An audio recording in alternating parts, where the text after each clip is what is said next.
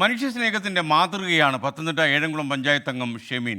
ഒരു നിർണായക ഘട്ടത്തിൽ ഷെമീൻ നടത്തിയ ഒരു ഇടപെടൽ കൊണ്ട് ഒരു കുഞ്ഞിൻ്റെ ജീവൻ രക്ഷപ്പെട്ടു. സർക്കാർ സംവിധാനങ്ങളും ഒപ്പം നിന്നതോടെ അതിഥി തൊഴിലാളിയുടെ മകൾ 6 വയസ്സുകാരി ജീവിതത്തിലേക്ക് തിരിച്ചു വന്നു.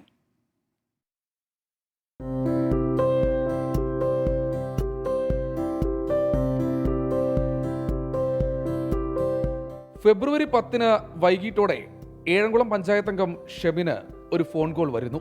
തന്റെ വാർഡിലെ അതിഥി തൊഴിലാളിയായ തമിഴ്നാട് തെങ്കാശി സ്വദേശി ശരവണന്റെ കുഞ്ഞിന് തീർത്തും ഗുരുതരമാണ്.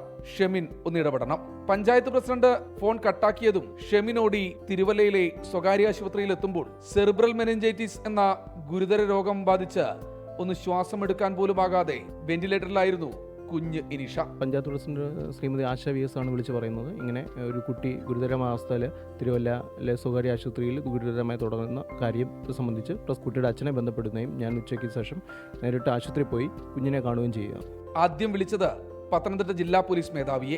അടൂരിലെ മാധ്യമപ്രവർത്തകനായ സുഹൃത്ത് മുഖാന്തരം 6 വയസ്സുകാരിക്ക് വേണ്ടി മുഖ്യമന്ത്രിയുടെ ഓഫീസിലും വിളിയെത്തി. പിന്നെ കാര്യങ്ങൾ അതിവേഗത്തിൽ. ബഹുമാനപ്പെട്ട മുഖ്യമന്ത്രി പിണറായി വിജയൻ്റെ ഓഫീസിൽ നിന്നും ശശി സാർ ഉൾപ്പെടെയുള്ളവരുടെ ഇടപെടൽ, കാരണം ഹോസ്പിറ്റലിൽ നമുക്ക് പെട്ടെന്നുള്ള കാര്യങ്ങൾ ട്രീറ്റ്മെൻറ്റ് ആരംഭിക്കുവാനും അവിടുത്തെ കുഞ്ഞിന് എത്രയും വേഗം ഒരു പെട്ടെന്നുള്ള റിക്കവറി ഉണ്ടാകാൻ വേണ്ടിയുള്ള എല്ലാ സഹായം സർക്കാരിൻ്റെ ഭാഗത്തു നിന്ന് ഉണ്ടാവുകയൊക്കെ ചെയ്തിട്ടുണ്ട്. തിരുവനന്തപുരം SAT ആശുപത്രിയിൽ കുഞ്ഞിനെയും കൊണ്ടുള്ള ആംബുലൻസ് എത്തിയതു മുതൽ അവിടുത്തെ ഡോക്ടേഴ്സും ജീവനക്കാരും കൈമെയ് മറന്നു നിന്നു. 12 ദിവസത്തിനു ശേഷം ഇനിഷ പുതുജീവന്റെ സ്വതന്ത്ര ശ്വാസമെടുത്തു. 10 വർഷം മുൻപ് തെങ്കാശിയിൽ നിന്ന് കേരളത്തിലെത്തിയ ശരവണൻ ഏഴംകുളത്ത് ബാർബറാണ്. കേരളത്തിലൊരു റേഷൻ കാർഡ് പോലുമില്ലാത്ത തങ്ങളുടെ മകളെ സ്വന്തം നാട് സഹായിക്കുന്നതിലും അപ്പുറമാണ് മലയാളി ചേർത്തു പിടിച്ചതെന്ന ശരവണൻ. എൻ്റെ നാട്ടിൽ ഉണ്ടായിരുന്നെങ്കിൽ ഇത്രയും സഹകരണം ഉണ്ടെന്ന് ചോദിച്ചാൽ ഇവിടെ നല്ല നാട്ടുകാരുടെയും പ്രവർത്തകരും പിന്നെ ഷെമിനും മെമ്പറും നല്ല ഇടപെടലായിരുന്നു.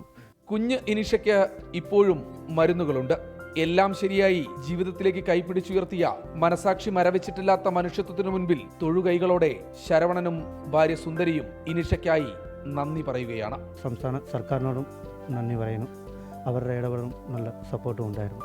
രതീഷ് മാടമ്പിശ്ശേരിക്കൊപ്പം ശ്രീജിത് ശ്രീകുമാരൻ, 24 പത്തനംതിട്ട.